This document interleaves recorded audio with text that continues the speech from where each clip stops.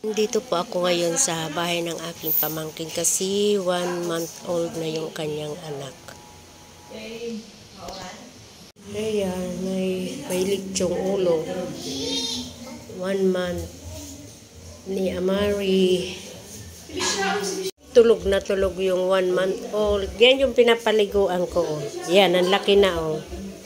Yan, si Amari. 1 month old na siya. Kaya may kainan. Sarap ng tulog. Mukhang boy. Mukhang boy siya. Ayan. Mukhang boy. Ayan.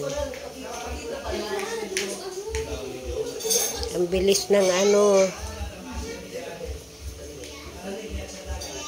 3 days old pa lang, 3 days old pa lang nang pinapaliguan ko siya. Ayan, sleepy sleep. Oh, chut. Ayan. Ah?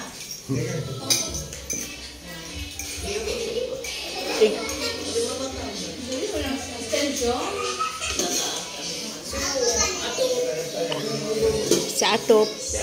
Oo, gusto lagi electric pa. Tulog na electric. Tulog na. Meron naman, boss?